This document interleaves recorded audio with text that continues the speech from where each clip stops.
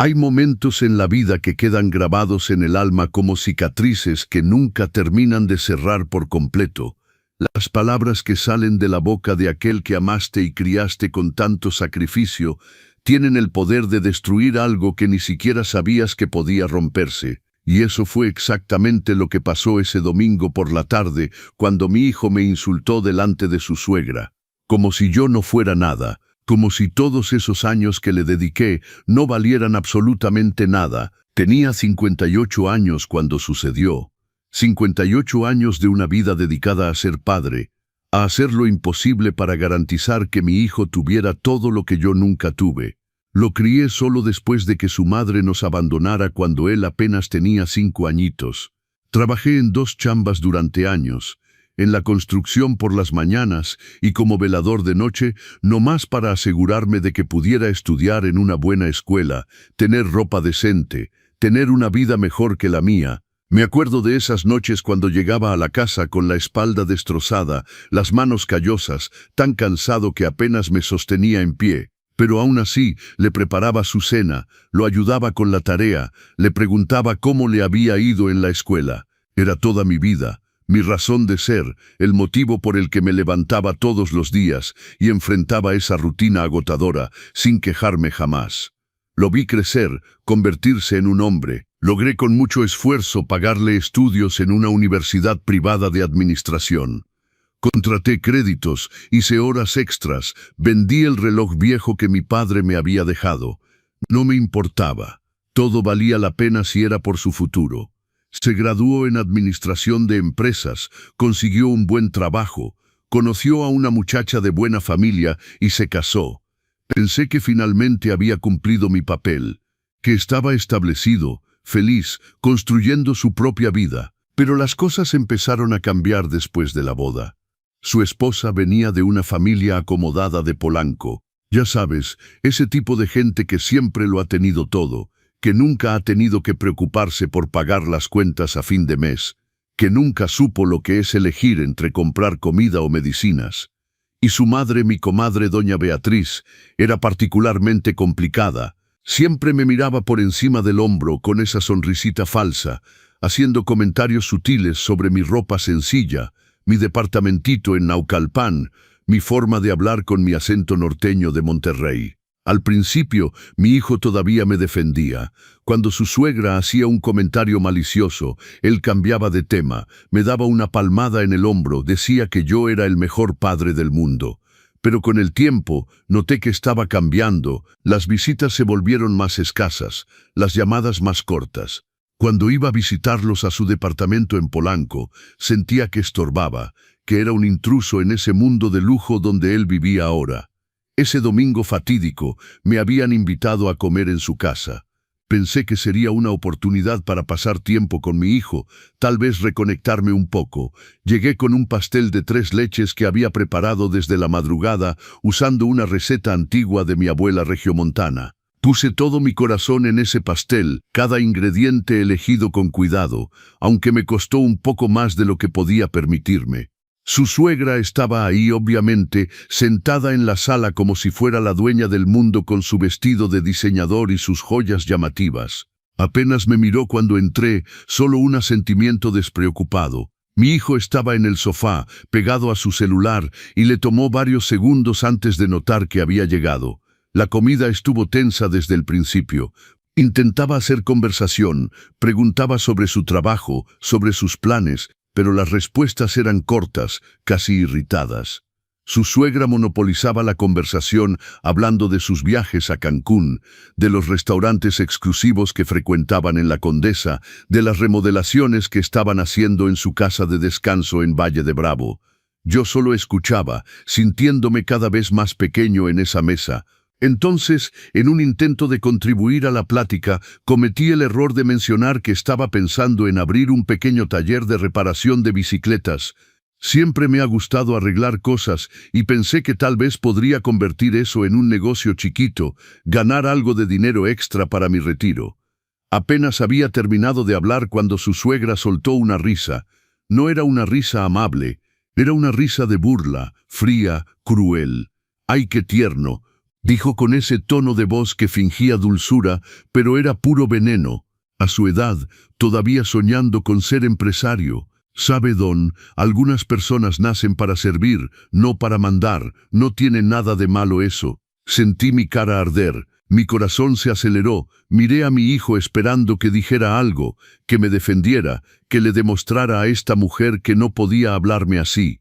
Pero él solo miró su plato, moviendo la comida con el tenedor como si no hubiera escuchado nada. «Mijo», dije, mi voz temblando, «no vas a decir nada». Y ahí fue cuando sucedió. Levantó la vista y lo que vi ahí no era el niño que crié. No era el hijo que amaba. Era un extraño con enojo en los ojos. «Papá, por el amor de Dios, no puedes quedarte callado ni 5 minutos», explotó. «Siempre es lo mismo contigo, siempre queriendo llamar la atención, siempre con estas ideas ridículas. ¿Crees que vas a ser empresario? Mírate, apenas puedes pagar tus propias cuentas». Cada palabra era una puñalada. Sentí el aire escapar de mis pulmones. La habitación empezó a dar vueltas.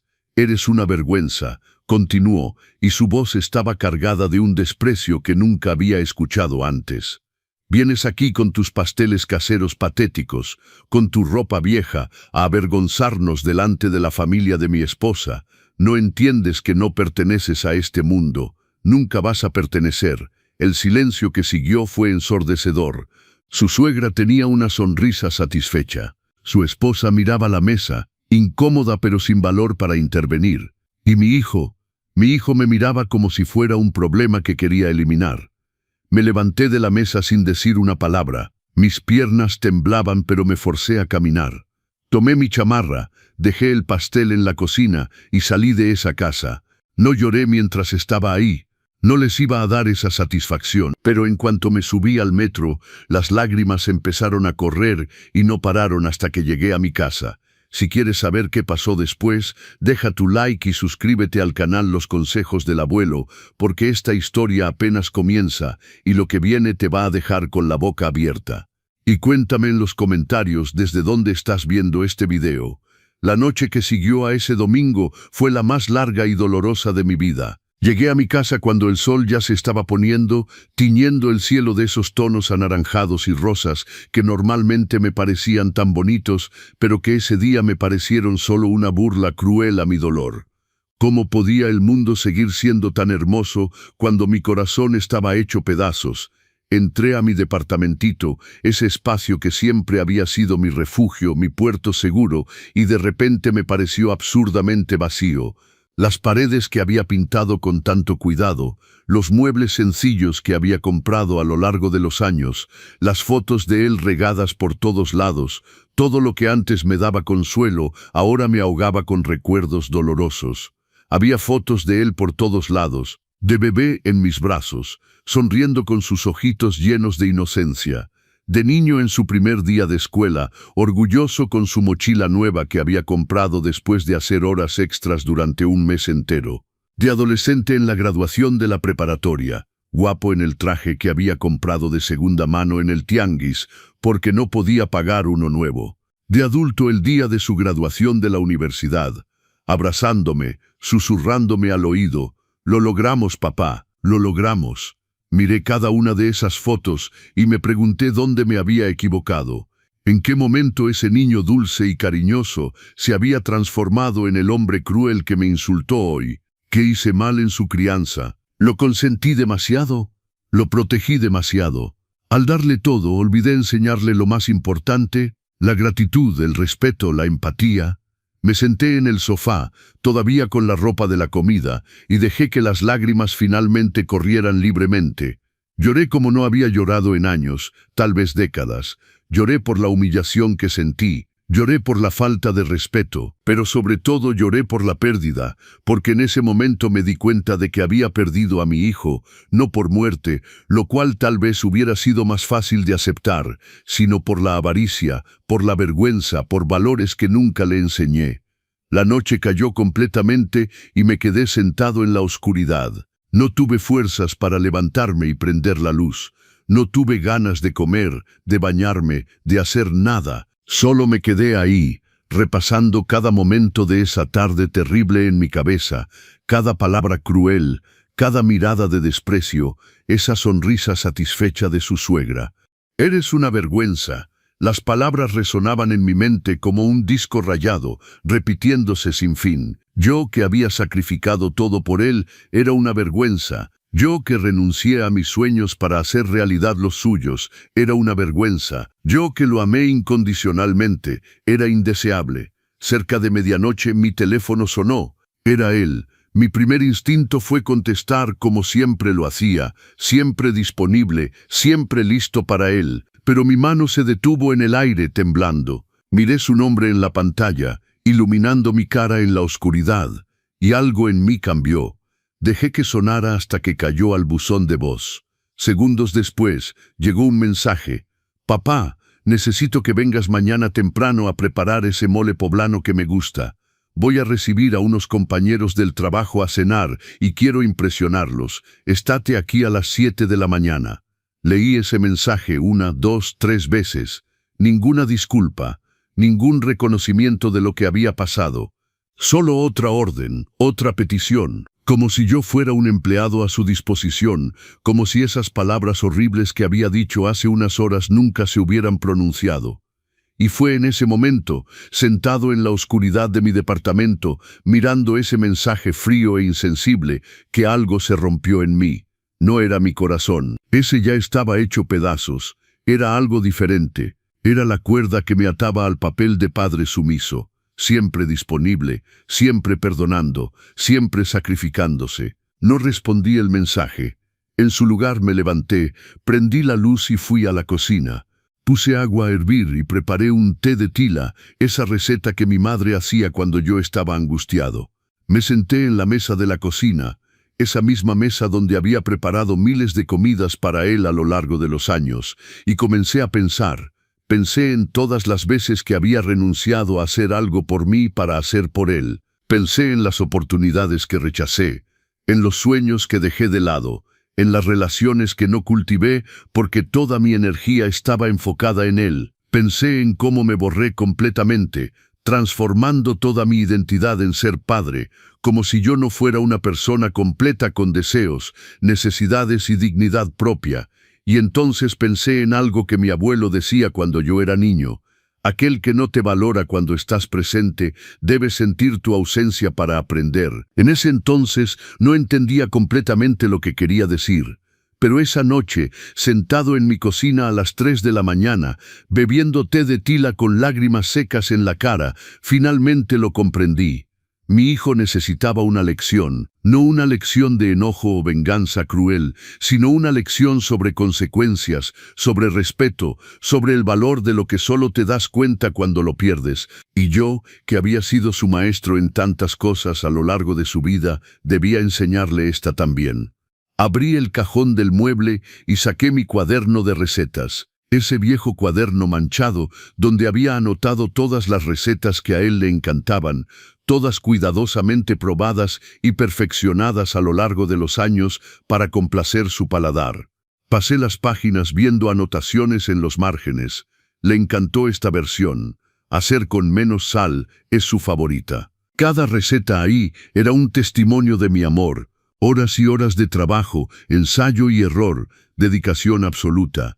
Y él lo había tirado todo a mi cara como si no valiera nada, como si yo no valiera nada, pero yo sí valía, y era tiempo de que él lo aprendiera. Tomé un papel y un bolígrafo y comencé a hacer una lista, no una lista de compras para el mole que había exigido, sino una lista de todo lo que hacía por él, incluso después de que se volvió adulto, incluso después de que se casó, las comidas que preparaba y llevaba a su casa cada semana, los trabajitos de reparación que todavía hacía cuando me pedía, los préstamos de dinero que nunca me devolvía, los favores constantes, las peticiones sin fin, la disponibilidad incondicional. La lista se volvió larga, terriblemente larga. Miré esas 2 páginas llenas y me di cuenta, tal vez por primera vez con total claridad, cuánto me seguía sacrificando por un hombre adulto que no solo no agradecía, sino que me faltaba al respeto públicamente. Cuando el sol empezó a salir, todavía estaba despierto, pero ya no lloraba. Mis ojos estaban secos, mi respiración estaba calmada y mi mente estaba clara, muy clara. Tenía un plan simple, pero que le enseñaría algo que todos mis años de sacrificio aparentemente no habían logrado enseñar, que el amor no es incondicional cuando viene acompañado de falta de respeto, y que toda acción tiene una consecuencia. Miré el reloj. Eran las 6 de la mañana. En 45 minutos debía estar en su casa preparando el mole para impresionar a sus compañeros de trabajo. Pero no iba a estar ahí. Por primera vez en mi vida iba a hacer algo diferente, algo por mí. A las 7 de la mañana de ese lunes yo estaba en mi cocina, pero no estaba preparando nada para llevar a casa de mi hijo. Estaba sentado en la mesa, tomando mi café con calma, algo que rara vez hacía porque siempre andaba corriendo para resolver algo para él o para el trabajo. El sol entraba por la ventana, iluminando las tazas sencillas que tenía, los platitos desparejos que había coleccionado a lo largo de los años.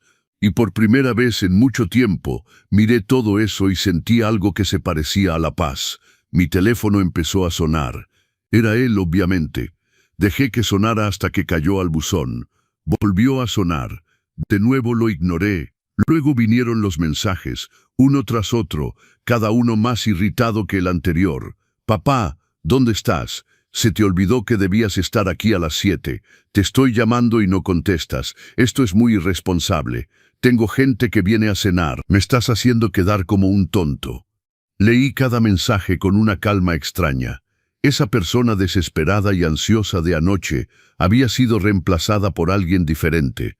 Alguien que estaba cansado, alguien que ya había tenido suficiente, alguien que finalmente se había despertado de un sueño que duraba décadas. No respondí ningún mensaje. En su lugar terminé mi café, me di una ducha larga, me vestí con calma y salí. Había decidido hacer algo que no había hecho en años, visitar a mi viejo amigo Don Tomás, que vivía del otro lado de la ciudad, cerca de Coyoacán. Don Tomás había sido mi mejor amigo antes del nacimiento de mi hijo, pero nos habíamos distanciado cuando yo me sumergí completamente en la paternidad y él siguió adelante con su carrera de carpintero ebanista. Tomé el metro para llegar a su casa y durante todo el trayecto mi teléfono no paraba de sonar, pero no contestaba. Cada timbrazo era un recordatorio de años de disponibilidad incondicional, de urgencias inventadas, de peticiones urgentes que rara vez eran realmente urgentes. Y cada timbrazo que ignoraba era un pequeño acto de liberación. Don Tomás se sorprendió de verme en su puerta. «Órale, compadre, ¿cuánto tiempo sin verte?» Pásale, dijo, jalándome adentro con un abrazo cálido. Su casa era acogedora y agradable, llena de libros y pequeños muebles que él mismo había fabricado, el reflejo de una vida vivida con equilibrio. Nos sentamos en su sala y antes de que me diera cuenta, le estaba contando todo: la comida, los insultos, la suegra, su mensaje frío, la noche de insomnio. Don Tomás me escuchó en silencio y cuando terminé me apretó el hombro con firmeza. «¿Sabes lo que es esto, verdad?», dijo suavemente. «Es maltrato emocional, compadre. Puede que sea tu hijo, pero eso no cambia lo que es. Te está usando, te falta al respeto y espera que sigas sirviéndole. Y lo peor es que tú has permitido esto durante tanto tiempo que él piensa que es su derecho». Escuchar eso de alguien de afuera, alguien que me conocía antes de que me convirtiera solo en el padre de alguien, fue como recibir un balde de agua fría. Tenía razón. Me había convencido de que era mi papel, mi deber, mi misión, pero la verdad es que me había perdido en el proceso.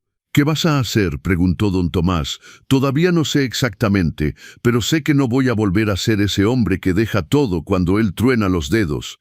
Tiene que aprender que las personas no están en el mundo para servirle, y si no se lo enseño ahora, nadie lo hará». Pasamos toda la mañana platicando, recordando quién era yo antes, los sueños que tenía, las cosas que me gustaba hacer. Don Tomás me mostró fotos viejas de cuando éramos jóvenes, llenos de vida y proyectos. Y mirando esas fotos, apenas me reconocía.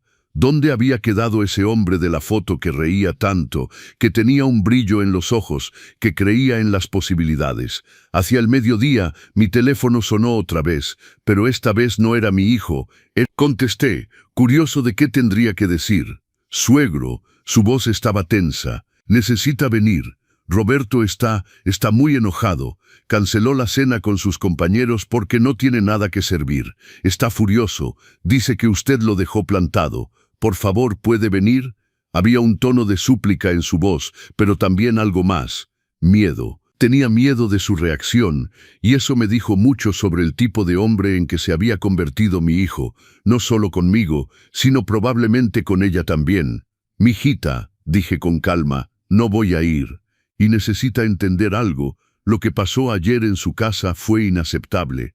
Su esposo me faltó al respeto profundamente delante de todos ustedes y nadie dijo nada. Usted no movió ni un dedo para defenderme. Entonces ahora él está cosechando lo que sembró. Y le sugiero que reflexione sobre qué tipo de hombre se casó. Hubo un silencio del otro lado. Luego ella dijo en voz baja, lo sé, yo lo siento, debí haber dicho algo. Fue cobarde de mi parte, pero mi mamá estaba ahí y yo no quería causar más conflicto. Hay momentos, respondí, en los que el silencio es más violento que las palabras. Y ayer fue uno de esos momentos. Usted eligió su comodidad sobre mi dignidad. Y ahora todos tienen que vivir con las consecuencias de sus decisiones. Colgué antes de que pudiera responder. Mis manos temblaban, pero no de miedo ni de duda. Temblaban de la adrenalina de defenderme finalmente, de trazar finalmente una línea que no sería cruzada. Don Tomás me miraba con una sonrisa orgullosa. No tienes idea de cuánto tiempo esperé para ver esto, dijo. El hombre fuerte que conocía volviendo a la vida. El resto del día transcurrió a un ritmo diferente. Comimos juntos, fuimos a caminar por Coyoacán, tomamos un café en una terracita como dos amigos que tenían tiempo y ninguna obligación urgente. Era liberador. Mi teléfono siguió sonando periódicamente, pero lo puse en silencio y simplemente viví ese día para mí. Cuando finalmente regresé a mi casa, ya era de noche. Había docenas de mensajes sin leer, algunos de él, algunos de su esposa, incluso algunos de números que no conocía. Probablemente amigos suyos intentando convencerme de no exagerar, de ser razonable, de pensar en la familia. Pero yo estaba pensando en la familia. Estaba pensando en mí, que también formaba parte de esa familia. Estaba pensando en el hombre que merecía respeto, que merecía dignidad, que merecía ser tratado como un ser humano y no como un empleado a disposición. Antes de dormir, hice algo simbólico pero poderoso. Tomé ese cuaderno de recetas con todas sus anotaciones de los platillos favoritos de mi hijo y lo guardé hasta el fondo del armario. No lo tiré. Era mi trabajo, mi arte, mis creaciones. Pero él ya no tendría acceso libre e ilimitado a él. No hasta que comprendiera el verdadero valor de lo que había perdido. El martes por la mañana estaba preparando mi propio desayuno sin prisa cuando escuché el timbre sonar con insistencia. Miré por la mirilla y ahí estaba mi hijo en la puerta de mi departamento con esa expresión que conocía tan bien, la expresión de alguien que piensa que puede resolver todo con cara seria y voz autoritaria. Respiré profundo. Por un momento consideré no abrir, pero me di cuenta de que esta conversación tenía que suceder. Tenía que escuchar, tal vez por primera vez en su vida, las consecuencias reales de sus actos. Abrí la puerta, pero me quedé en el marco sin invitarlo a pasar. ¿Qué onda con esto, papá? Empezó sin ningún buenos días, sin siquiera preguntar cómo estaba. Me dejaste completamente plantado. Tuve que pedir comida de un restaurante, gastar una fortuna y además quedé en ridículo con mis compañeros. ¿Qué clase de padre hace eso? Lo miré, realmente lo miré, y vi no al niño que crié, sino a un hombre consentido y egocéntrico que pensaba que el mundo giraba a su alrededor. Y por primera vez no tuve ganas de justificarme, de disculparme, de arreglar las cosas. ¿Qué clase de padre?, respondí con calma. El tipo de padre que fue insultado y humillado delante de otras personas por su propio hijo. El tipo de padre que se dio cuenta de que estaba siendo usado y despreciado. El tipo de padre que decidió que merecía algo mejor. Parpadeó claramente sin esperarse esa respuesta. Estaba acostumbrado al padre que bajaba la cabeza, que se disculpaba, que corría a resolver todos sus problemas. No estaba preparado para esta nueva versión. Ah, entonces es un berrinche porque dije algunas verdades en la casa, dijo con ese tono despectivo. Estás siendo infantil, papá. Estaba enojado, dije cosas sin pensar. Pero conoces a mi suegra, sabes cómo es de difícil. Solo intentaba mantener la paz. Mantener la paz, repetí, sintiendo la rabia empezar a hervir en mí, pero manteniendo mi voz firme. Tirando a tu propio padre al camión para mantener la paz con una mujer que te desprecia casi tanto como me desprecia a mí. Interesante concepto de paz, mijo. No seas dramático, dijo poniendo los ojos en blanco. No te desprecio, pero tienes que admitir que a veces no entiendes ciertos ambientes. Esa conversación de abrir un negocio de bicicletas a tu edad delante de mi suegra fue vergonzoso, papá. Tienes que entender la situación. Vergonzoso, murmuré, y algo en mí finalmente se rompió completamente. No de dolor esta vez, sino de claridad absoluta. ¿Sabes qué es vergonzoso, Roberto? Trabajar 16 horas al día para pagarle una universidad privada a tu hijo. Eso es vergonzoso. Andar con ropa vieja para que él pueda tener ropa nueva. Privarse de comer para que él pueda comer bien. Sacrificar cada sueño, cada oportunidad, cada pedazo de tu propia vida para construir la suya, y luego ser tratado como una vergüenza por ese mismo hijo. Eso es vergonzoso. Papá, no me interrumpas, dije, y mi voz salió más firme de lo que esperaba. Ahora me vas a escuchar. Por primera vez en mucho tiempo, realmente me vas a escuchar. Pasé años siendo un buen padre, siendo el mejor padre que podía ser. Pero en ningún momento de tu manual de cómo ser hijo, aprendiste a ser un buen hijo a cambio. Aprendiste a tomar, a exigir, a esperar, pero nunca aprendiste a agradecer, a respetar, a valorar. Abrió la boca, pero levanté la mano. ¿Quieres saber por qué no fui a preparar tu mole? Porque me di cuenta de que me había convertido en un empleado para ti. No un padre, no una persona. Un empleado que puedes insultar cuando estás de mal humor y llamar cuando necesitas algo. Y merezco algo mejor que eso. Siempre merecí algo mejor que eso. Vi algo cambiar en su cara. Por un momento pensé que era remordimiento, reconocimiento, pero luego dijo, está bien, estás molesto, lo entiendo. Hasta te voy a pedir disculpas si es lo que quieres escuchar. Lo siento, papá. Ya. Ahora podemos volver a la normalidad, porque de hecho vine a invitarte a cenar mañana. Mi esposa va a preparar algo especial. No, dije simplemente, ¿cómo que no? No voy a ir. Y no va a haber más cenas, ni favores de última hora, ni normalidad. No hasta que entiendas realmente lo que hiciste. Y unas disculpas robotizadas no son comprensión. Eso es solo manipulación. Se puso rojo. ¿Estás hablando en serio? ¿De verdad me vas a rechazar después de todo lo que te he dado? Este departamento donde vives, yo pagué la mitad de la renta el año pasado cuando estabas desempleado. Te ayudo cada vez que puedo. ¿Me ayudas? Me reí, pero era una risa amarga. Mijo, te presté dinero para la puerta de tu coche. Nunca me lo devolviste. Te presté para tu luna de miel. Nunca vi ese dinero de vuelta. Cuando estuviste desempleado 6 meses, ¿quién pagó tus recibos mientras buscabas la oportunidad perfecta? Y esa renta que dices haber pagado, pagaste 3 meses. Yo he pagado este departamento solo durante los últimos 15 años, trabajando en chambas que destrozan mi cuerpo para tener un techo sobre mi cabeza. Se puso pálido. Creo que nunca realmente se había tomado el tiempo de sumar todo lo que yo hacía, todo lo que daba, todo lo que sacrificaba.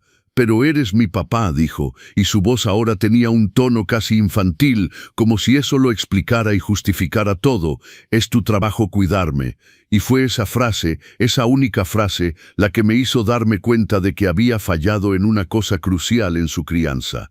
Le había enseñado a recibir amor, pero no a devolverlo. Le había enseñado a aceptar sacrificios, pero no a apreciarlos. Le había enseñado que su comodidad era más importante que mi dignidad.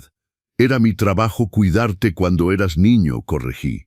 Cuando eras vulnerable, dependiente, cuando me necesitabas para sobrevivir. Pero eres un hombre adulto ahora, Roberto, casado con una carrera, y sin embargo me tratas como si solo existiera para servirte.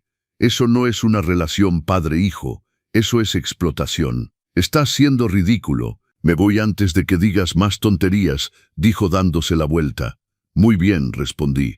Y cuando estés listo para tener una conversación de verdad, una conversación donde reconozcas lo que hiciste, donde te disculpes de verdad desde el corazón y no solo para obtener lo que quieres, sabes dónde encontrarme. Mientras tanto, no me busques solo cuando necesites algo. Se detuvo en la puerta, mirándome hacia atrás con una expresión de total incredulidad. «Te vas a arrepentir», dijo. «No», respondí suavemente. «Solo me arrepiento de no haber hecho esto antes». Los días que siguieron a nuestra discusión fueron extraños. Por primera vez en más de 30 años, no tenía la rutina de preocuparme por mi hijo. No había llamadas diarias, no había peticiones, no había esa sensación constante de tener que estar disponible. Y lo que descubrí fue sorprendente. No sabía quién era yo cuando no estaba siendo padre. Me despertaba por las mañanas y después de hacer mi café, me sorprendía tomando mi teléfono para ver si había enviado un mensaje. Nada. Una parte de mí sentía un pellizco en el corazón. Había sido demasiado duro, pero otra parte, una parte que crecía cada día, sentía algo diferente. Alivio. Espacio para respirar. Libertad. Comencé a hacer cosas que no había hecho en décadas. Retomé ese libro que había estado en mi buró durante 2 años, diciéndome siempre que lo iba a leer pero nunca encontrando el tiempo. Empecé a ver esa serie que mi compañero de trabajo no paraba de recomendar. Fui al cine solo, algo que nunca había hecho en toda mi vida, y descubrí que era maravilloso. No tener que negociar qué película ver, no tener que comprar palomitas para complacer a alguien más. Solo yo, mi elección, mi tiempo. Llamaba a don Tomás casi todos los días. Se convirtió en mi puerto seguro durante esos días confusos. «Estás pasando por un duelo», me explicó un día. «No es su muerte, pero es la muerte de la idea que tenías de él, de la relación que creías tener, y el duelo necesita tiempo». Tenía razón. Estaba de duelo, pero también estaba renaciendo. Era como una mariposa saliendo de su capullo, doloroso, laborioso, pero necesario. Una semana después de nuestra discusión, mi nuera me llamó. Contesté porque a diferencia de él, ella había sido educada conmigo, aunque cobarde por no haberme defendido. «Suegro», comenzó, y su voz sonaba cansada. «Solo quería decirle que entiendo por qué hizo lo que hizo. Roberto ha estado imposible esta semana. No para de quejarse de la comida, de la casa, de todo, y me di cuenta de que siempre ha sido así. Simplemente nunca lo había notado, porque usted siempre estaba ahí para resolver todo». «¿Cómo está ahora?», pregunté sinceramente preocupado. «Cansada», admitió, «muy cansada. Espera que yo haga todo lo que usted hacía, y cuando le digo que tengo mi propio trabajo, mis propios asuntos, dice que soy egoísta. Tal como lo trató a usted de egoísta por no estar disponible todo el tiempo». Me quedé en silencio digiriendo. Mi hijo estaba reproduciendo con su esposa el patrón que tenía conmigo, y ella apenas comenzaba a ver lo que yo había normalizado durante años. «Necesita establecer límites», dije gentilmente. «Yo no lo hice y mire dónde estamos. No cometa el mismo error que yo. Usted es su esposa, no su empleada». «Mi mamá dice que estoy exagerando, que es el papel de la esposa servir al marido», murmuró.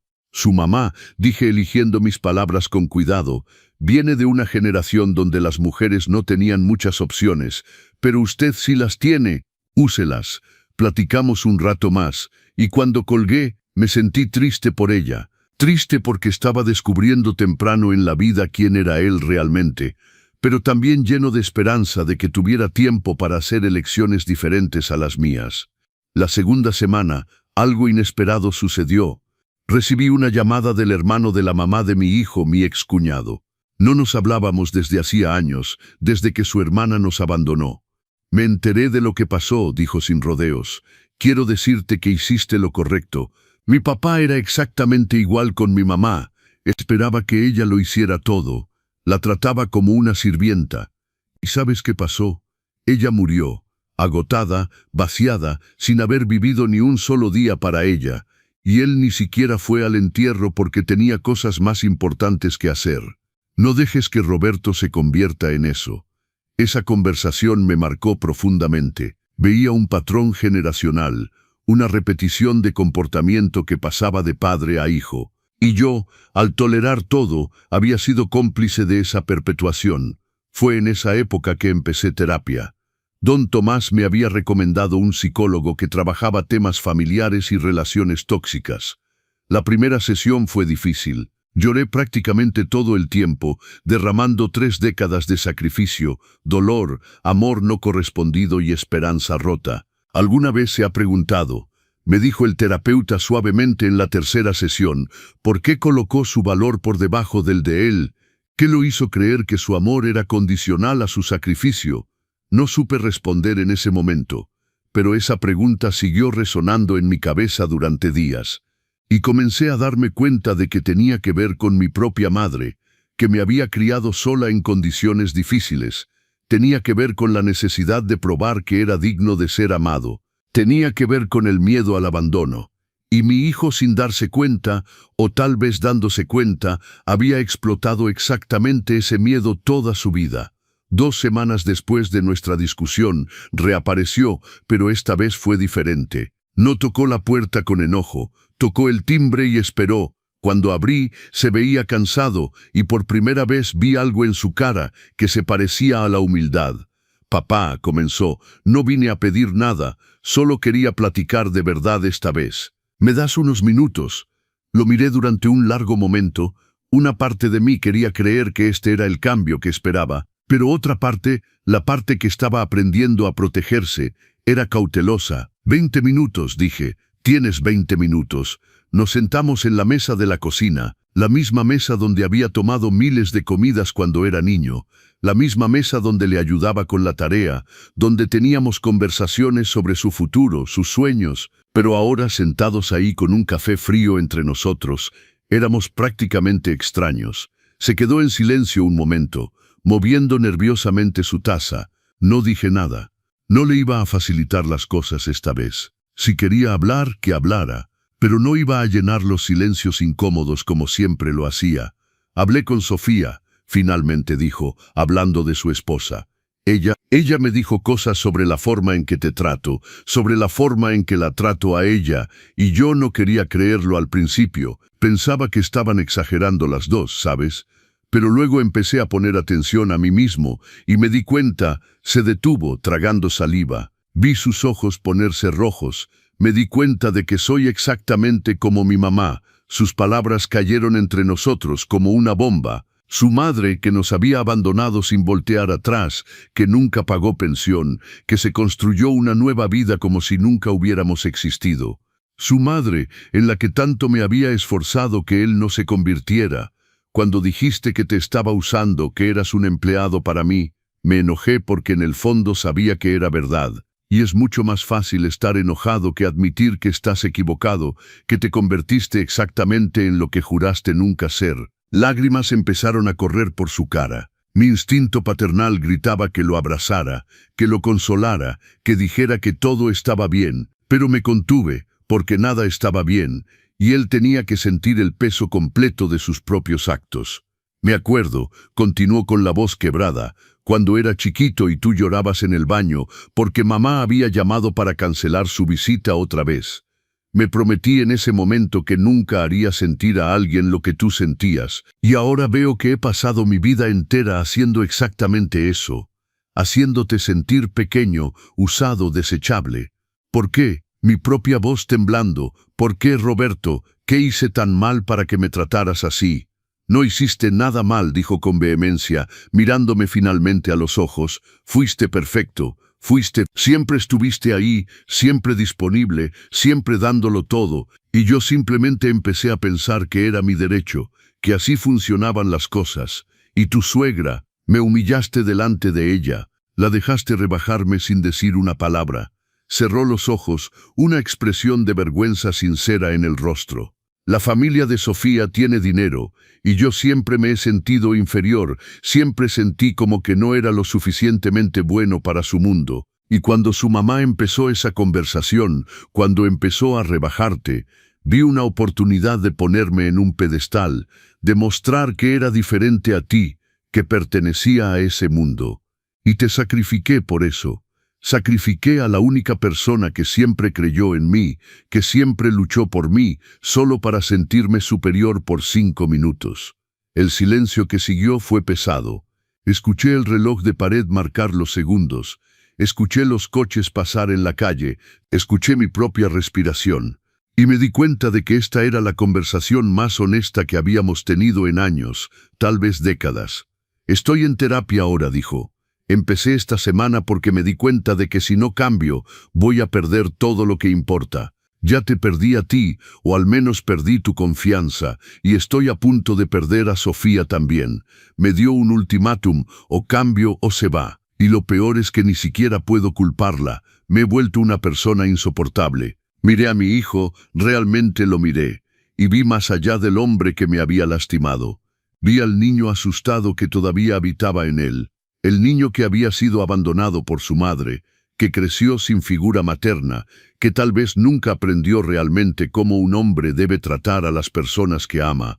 Pero también vi al hombre adulto que era responsable de sus propias decisiones, de sus propias palabras, de sus propios actos. Y ese hombre tenía que rendir cuentas. «No voy a fingir que todo está bien», dije con calma, «porque no lo está. Me lastimaste profundamente, Roberto, de una forma que va a tomar mucho tiempo en sanar, si es que sana alguna vez completamente. Y unas disculpas, por más sinceras que sean, no borran años de comportamiento destructivo». «Lo sé», dijo. «No espero que me perdones ahora, ni siquiera sé si deberías perdonarme alguna vez. Solo quería que supieras que finalmente veo lo que hice, lo que siempre hice. Y me da asco de mí mismo». «Bien», dije, y mi voz era firme, porque tal vez ese asco es el inicio de un cambio verdadero. No un cambio porque tu esposa amenazó con irse, no un cambio porque quieres que yo vuelva a hacer tus mandados, sino un cambio porque genuinamente ya no quieres ser esa persona. «¿Qué puedo hacer?», preguntó. «Para arreglar esto, para recuperar tu confianza». «Tiempo», respondí, «y acciones consistentes. Las palabras son fáciles, Roberto, cualquiera puede disculparse. Pero un cambio verdadero, un cambio profundo, requiere trabajo. Requiere que examines cada patrón, cada reacción, cada expectativa que tienes. Requiere que te conviertas en una persona diferente. Y eso no pasa de la noche a la mañana». Asintió, secándose las lágrimas de la cara. «¿Y para nosotros, padre e hijo, esto se acabó?»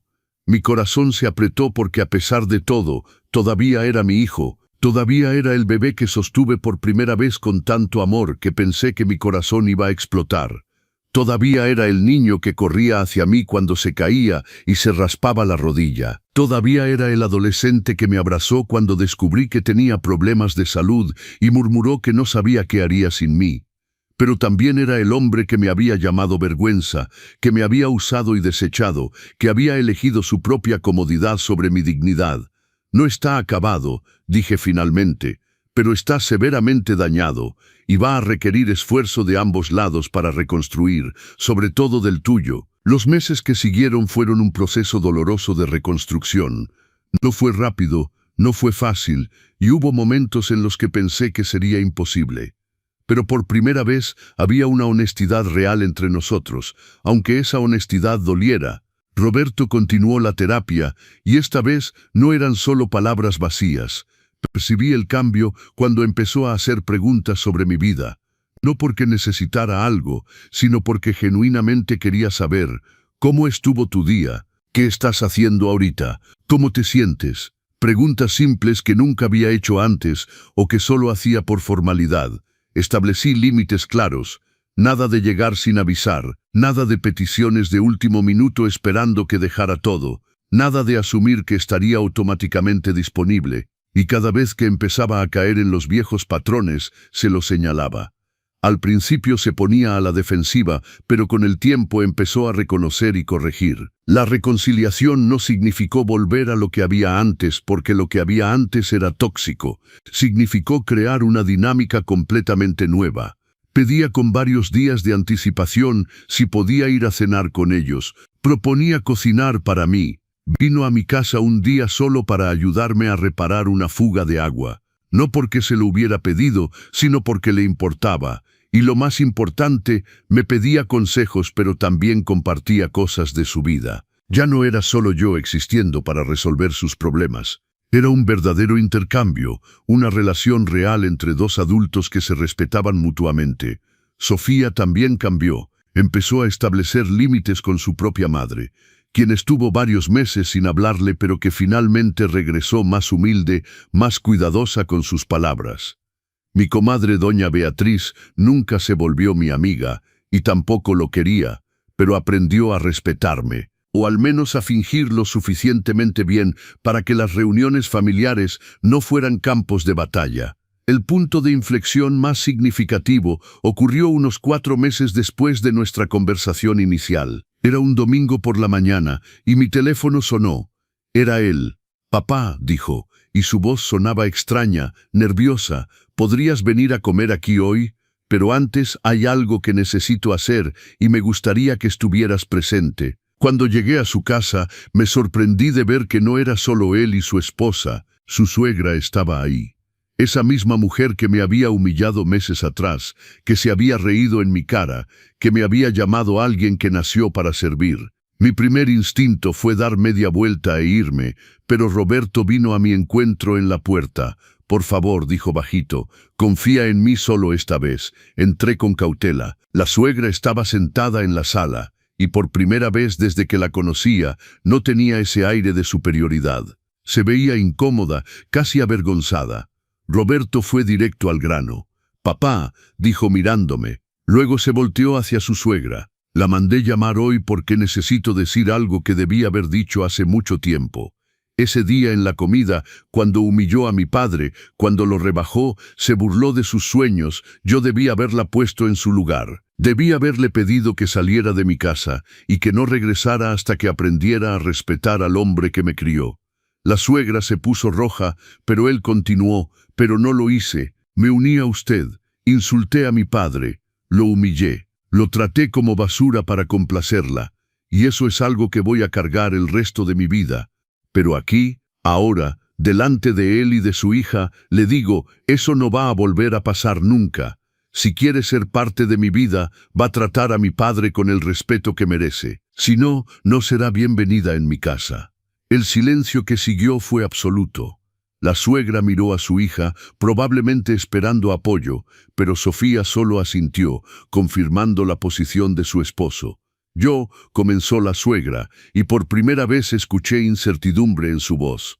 «Yo no pensé que, a veces digo cosas sin pensar». «No», la interrumpí, sorprendiendo a todos, incluyéndome a mí mismo. «Usted no habla sin pensar.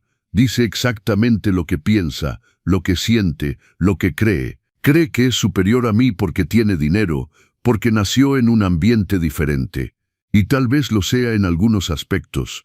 Tiene una educación formal que yo nunca tuve, oportunidades que yo nunca tuve. Pero sabe que no tiene dignidad verdadera, porque la dignidad no viene del tamaño de la cuenta bancaria, viene de cómo trata a las personas cuando tiene poder sobre ellas».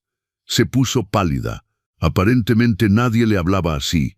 «No necesito sus disculpas», continué, «y sinceramente me vale si me respeta o no, porque el respeto de una persona como usted no significa nada para mí. Pero mi hijo, él necesita entender que se casó con su hija, no con usted, y que su lealtad debe ir hacia su esposa y su familia, no hacia una suegra manipuladora». Roberto tenía los ojos muy abiertos. Sofía tenía una mano en la boca, claramente en shock.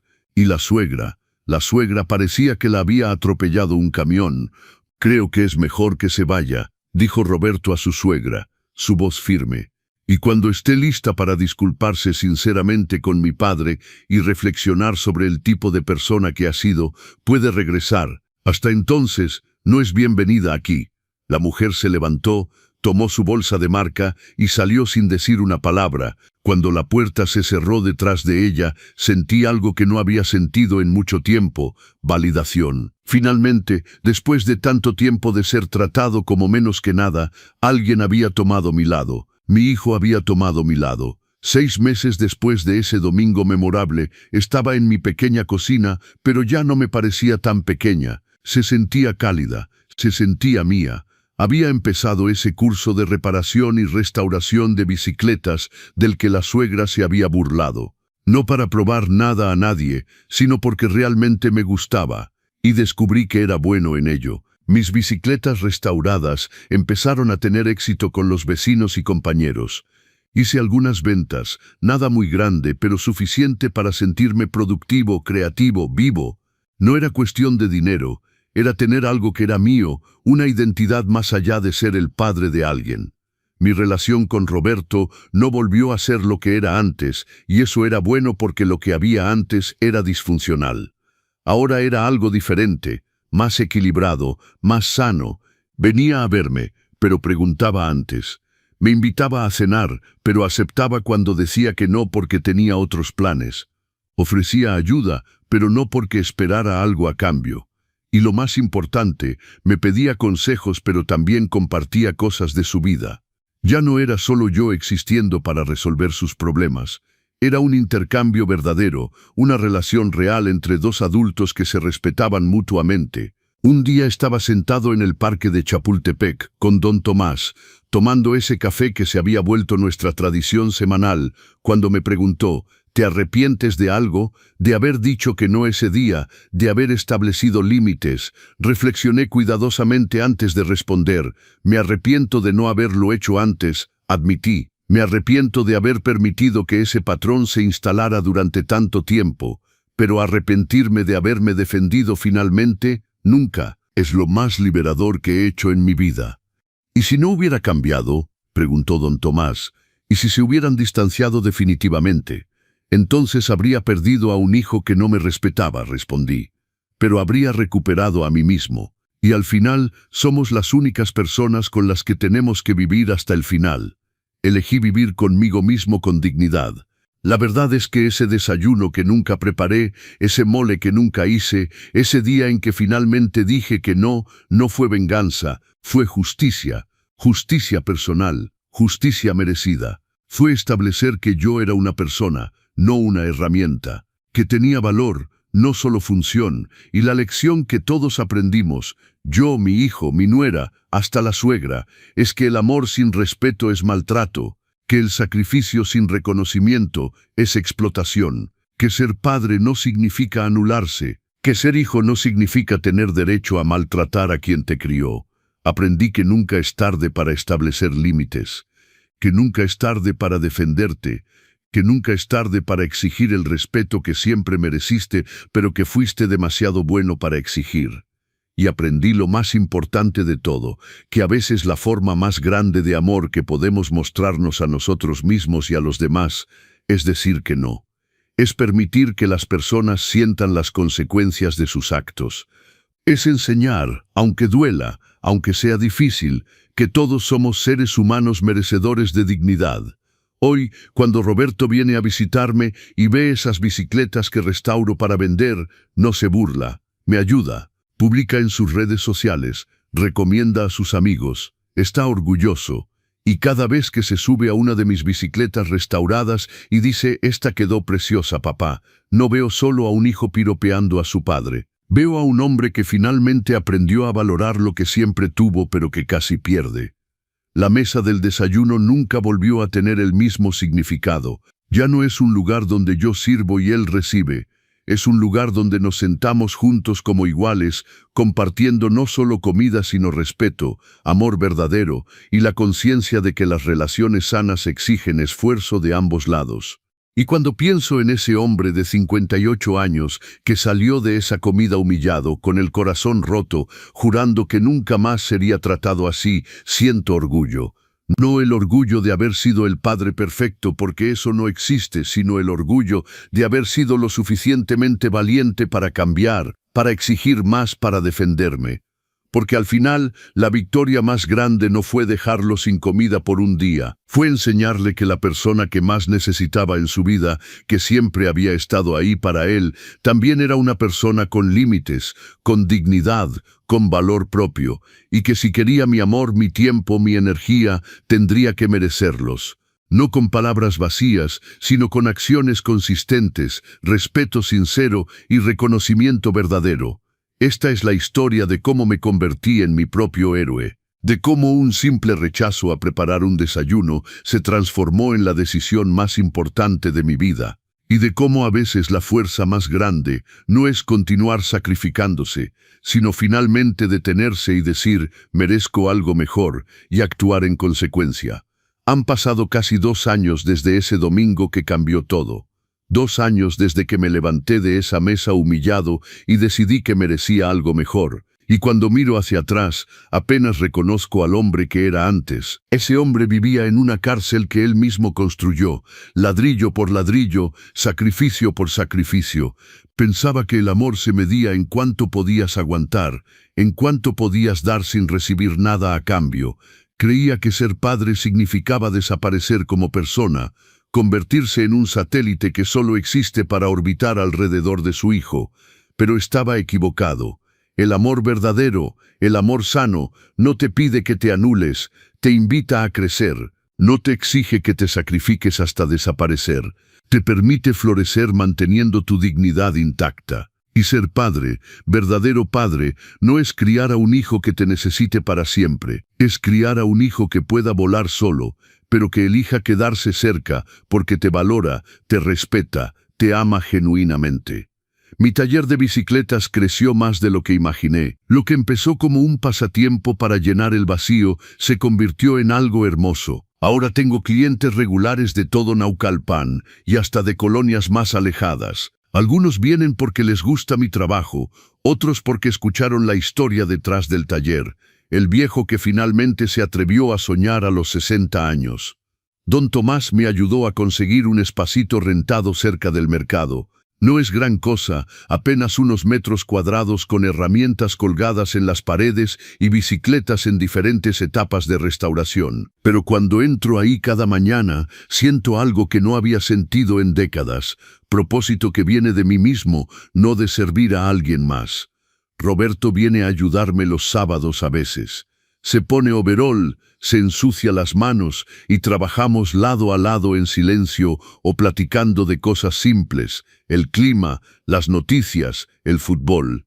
No me pide favores mientras está ahí, no me trata como empleado, simplemente es mi hijo pasando tiempo conmigo porque quiere, no porque necesite algo. Esos sábados son sagrados para mí. Un día, mientras ajustábamos los frenos de una bicicleta vintage que había rescatado de un tianguis, me dijo algo que me llegó al corazón. «Sabes, papá, cuando era niño siempre pensé que eras el hombre más fuerte del mundo. Podías cargarme cuando me cansaba de caminar, podías arreglar cualquier cosa que se rompiera, podías hacer que todo estuviera bien solo con un abrazo». Hizo una pausa, apretando un tornillo, pero me di cuenta de que estaba equivocado. No eras el hombre más fuerte del mundo cuando hacías todo eso. Te volviste el hombre más fuerte del mundo cuando finalmente dijiste que no. Cuando te defendiste, cuando te paraste firme y dijiste merezco algo mejor. Eso fue verdadera fortaleza, papá. Y me da pena que me tardé tanto en verlo. No dije nada. No podía. Tenía un nudo en la garganta del tamaño de un puño.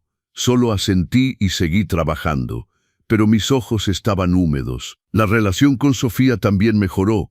Ella estableció sus propios límites con Roberto, y para mi sorpresa mi hijo los respetó. Aprendió lentamente que las personas en su vida no están ahí para servirle, sino para acompañarlo. Que el amor se construye en reciprocidad, no en sumisión. Sofía viene al taller a veces a traerme almuerzo. Se sienta conmigo en las sillitas plegables que tengo afuera y platicamos. Me cuenta de su trabajo como diseñadora gráfica, de los proyectos en los que está trabajando, de sus propios sueños. Y yo escucho, pregunto, me intereso genuinamente. «Gracias, suegro», me dijo un día de repente, en medio de una plática sobre nada en particular. «¿Por qué, mija?» «Por enseñarle a Roberto a ser mejor hombre. Yo no pude. Su terapeuta tampoco pudo, al menos no al principio. Pero usted, cuando le cerró la puerta ese día, cuando le dijo que no, le enseñó la lección que más necesitaba en su vida, que las personas tienen límites y que el amor no significa poder pisotear esos límites». Me limpié las manos en el trapo. No lo hice solo por él, ¿sabes? Lo hice por mí. Estaba cansado, estaba roto, estaba vacío, y me di cuenta de que si seguía por ese camino, iba a morir siendo un cascarón de lo que pude haber sido. Lo sé, dijo ella suavemente, pero al salvarse usted, lo salvó a él también. Y a mí, a nuestra familia, a todos. Esas palabras me persiguieron durante días, porque tenía razón. A veces el acto más egoísta es también el más generoso. A veces salvarte a ti mismo es la única forma de salvar a los que amas. Doña Beatriz, la suegra que me humilló ese domingo terrible, eventualmente regresó a la vida de su hija, pero cambió, o al menos aprendió a morderse la lengua. Nos vemos en reuniones familiares, cumpleaños, navidades. No somos amigos, nunca lo seremos, pero hay un respeto mutuo ahora, o algo que se le parece. En la última Navidad, cuando toda la familia estaba reunida en casa de Roberto, ella llegó con un regalo para mí, un libro sobre restauración de bicicletas antiguas, de una editorial cara, claramente bien pensado. Para su negocio, dijo simplemente, sin mirarme a los ojos. No era una disculpa. Doña Beatriz probablemente nunca se disculpará, pero era un reconocimiento, una forma de decir me equivoqué, sin usar esas palabras, y lo acepté con un asentimiento de cabeza. A veces eso es suficiente. Mi salud también mejoró. El doctor me dijo en mi último chequeo que mi presión arterial bajó, que parecía menos estresado, más tranquilo. Le conté toda la historia, y él sonrió. El estrés crónico mata, Don, me dijo, y el estrés de vivir para otros, de no tener identidad propia, de estar constantemente disponible sin recibir nada a cambio, ese es de los peores. Se metió en el cuerpo, ¿verdad? Usted se salvó la vida al poner esos límites. Tal vez tenía razón, tal vez ese domingo no solo salvé mi dignidad, tal vez también salvé mi vida. Los domingos ahora son diferentes. Antes eran días de ansiedad, esperando el teléfono, preguntándome qué necesitaría Roberto, qué favor tendría que hacer, a dónde tendría que ir corriendo. Ahora son días de paz. A veces voy al taller y trabajo a mi ritmo. A veces me quedo en casa leyendo, viendo películas, simplemente existiendo. A veces Roberto me invita a comer y voy, pero otras veces digo que no, porque tengo otros planes, o porque simplemente no tengo ganas, y está bien, él lo entiende. Don Tomás se convirtió en mucho más que un amigo recuperado.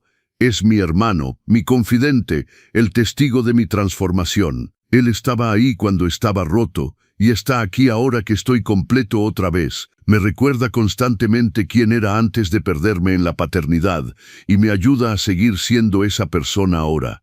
Eres como el ave fénix, compadre, me dijo una vez. Te quemaste completamente, quedaste en cenizas, y ahora estás renaciendo, no como eras antes, sino como alguien mejor, alguien completo. Una tarde, mientras trabajaba en el taller, recibí una llamada de mi ex cuñado, el hermano de la mamá de Roberto, el mismo que me había llamado meses atrás para decirme que había hecho lo correcto. Oye, dijo, ¿tienes tiempo para un café? Quiero platicarte algo. Nos vimos en una cafetería cerca de Coyoacán. Se veía nervioso, jugueteando con su taza. Mi hijo está pasando por algo similar, confesó finalmente. Mi nuera lo trata exactamente como mi hermana me trataba a mí. Lo menosprecia, lo usa, lo hace sentir menos. Y él aguanta, porque piensa que eso es lo que debe hacer un buen esposo. Se limpió los ojos.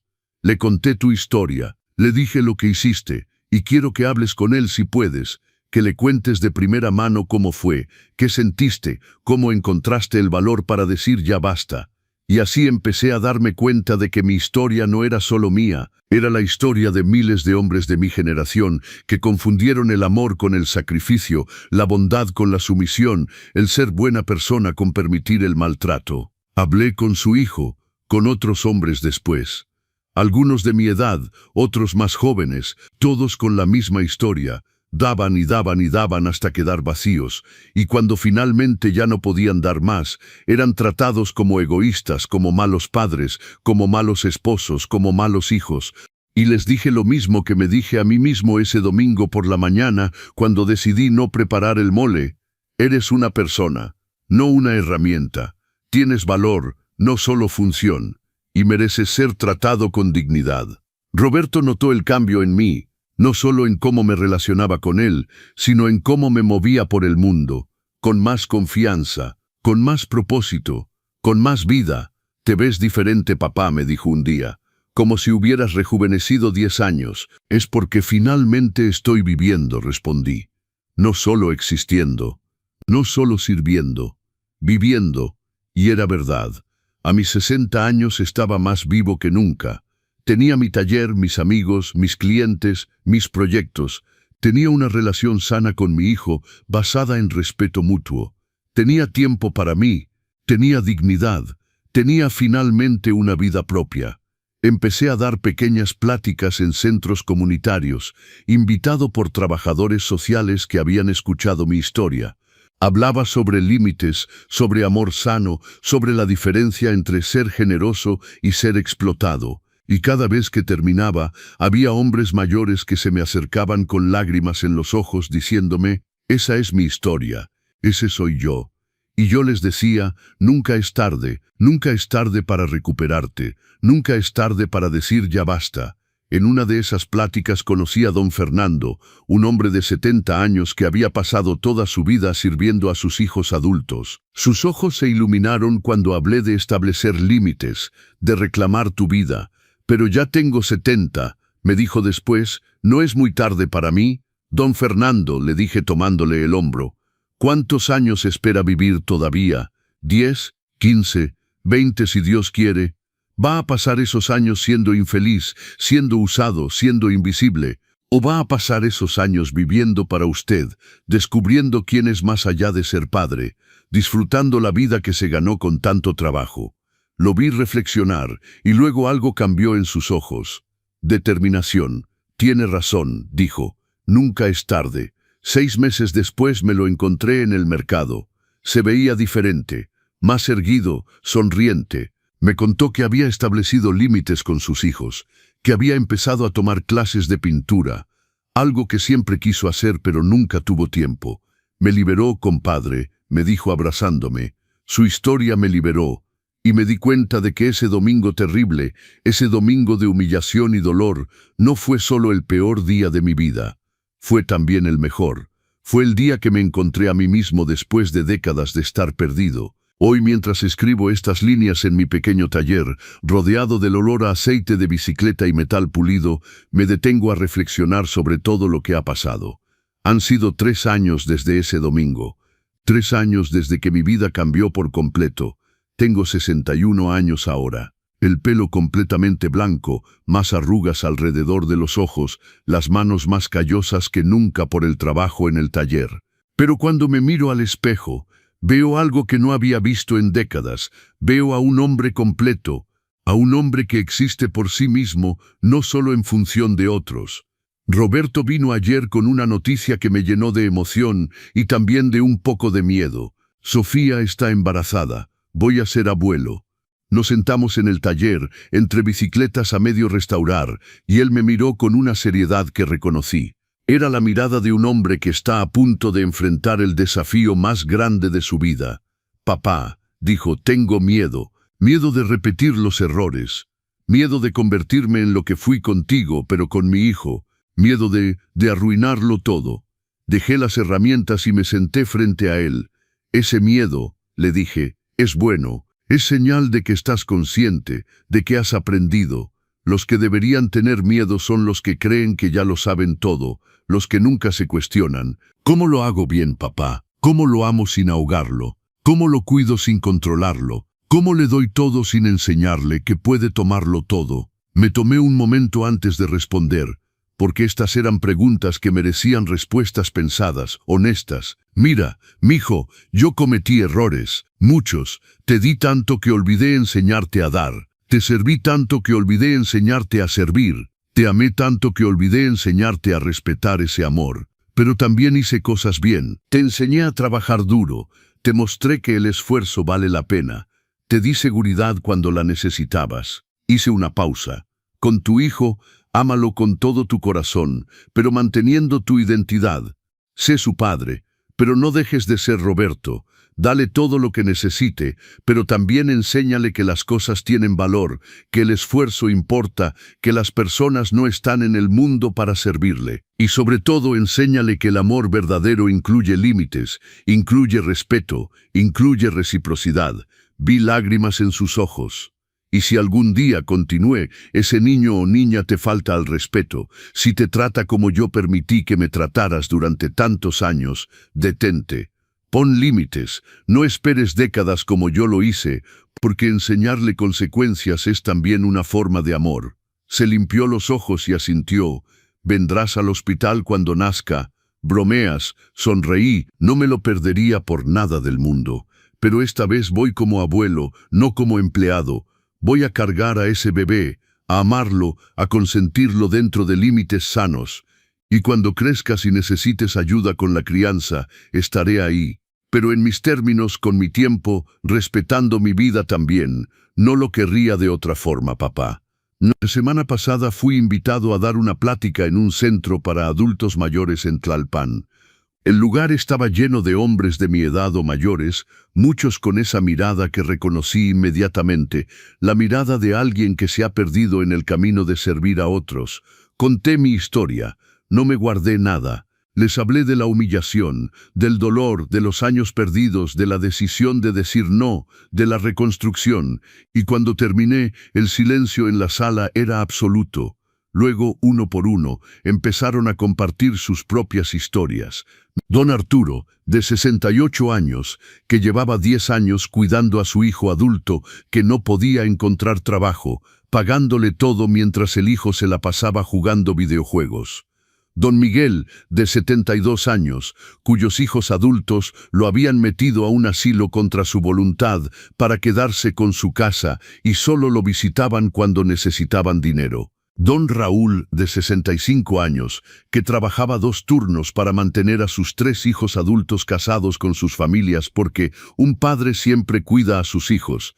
Historia tras historia de hombres que habían confundido el amor con el sacrificio total, la bondad con la sumisión, el ser buen padre con desaparecer como persona. ¿Pero qué hacemos?, preguntó don Arturo. Ya estamos viejos, ya dimos todo, ¿cómo cambiamos ahora? Me paré frente a ellos y hablé desde el corazón. Señores, escúchenme bien, nunca, y digo nunca, es demasiado tarde para recuperar su dignidad. No me importa si tienen 60, 70, 80 años. Mientras tengan vida tienen derecho a vivirla con respeto, con propósito, con alegría. Pero son nuestros hijos, dijo don Miguel. Los criamos, les debemos. No, lo interrumpí firmemente. Ya les dimos lo que les debíamos. Los criamos, los alimentamos, los educamos, los amamos. Nuestra deuda está pagada con creces. Ahora ellos son adultos responsables de sus propias vidas. Y si no pueden mantenerse solos, si no pueden funcionar sin nosotros, entonces fallamos en algo fundamental, en enseñarles a ser independientes. Hubo murmullos de acuerdo. ¿Saben qué es lo más triste?, continué, que muchos de nosotros vamos a morir sin haber vivido realmente. Vamos a llegar al final de nuestros días y darnos cuenta de que fuimos extras en la película de la vida de otros, nunca protagonistas de la nuestra. Y eso, señores, es una tragedia. Vi cabezas asintiendo, ojos llorosos. Hoy les pido que hagan algo radical, que se pongan a ustedes mismos primero, no de forma egoísta, sino de forma necesaria, que establezcan límites, que digan no cuando necesiten decir no, que persigan ese sueño que dejaron archivado hace décadas, que hagan eso que siempre quisieron hacer, pero nunca tuvieron tiempo. ¿Y si nuestros hijos se enojan?, preguntó don Raúl. ¿Si dejan de hablarnos? Entonces, respondí con calma, tendrán su respuesta, sabrán que la relación nunca fue sobre amor, sino sobre utilidad. Y aunque duela, aunque sea lo más difícil del mundo, será mejor saber la verdad y vivir con dignidad que seguir siendo usados y morir vacíos. Después de la plática, se me acercaron decenas de hombres, algunos llorando, otros con determinación en los ojos.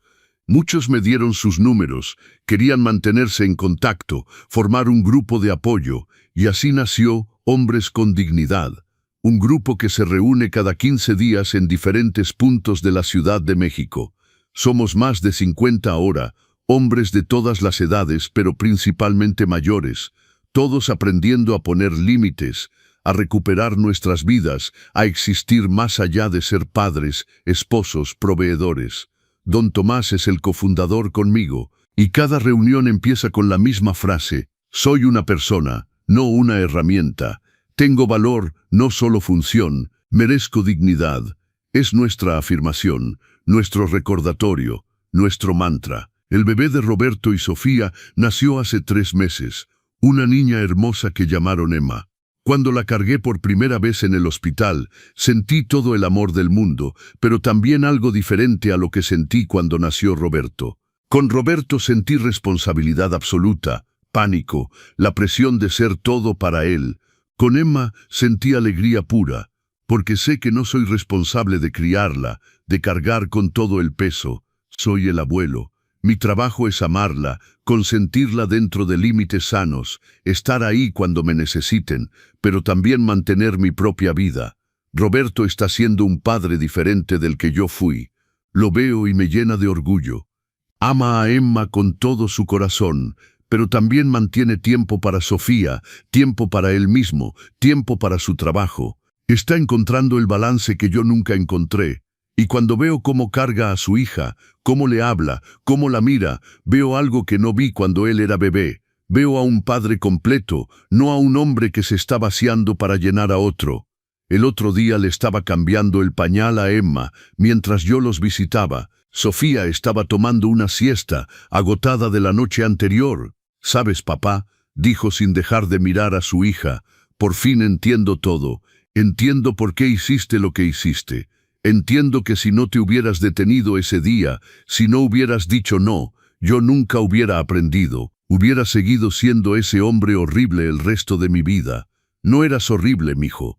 Estabas perdido, aprendiste patrones incorrectos, pero tú me los enseñaste al principio», dijo. Y no era un reclamo, solo un hecho. Me enseñaste que podía tomar y tomar sin dar, que podía exigir sin agradecer. Y luego tuviste el valor de desenseñarme eso, de mostrarme un camino mejor. Terminó de cambiarla y la cargó.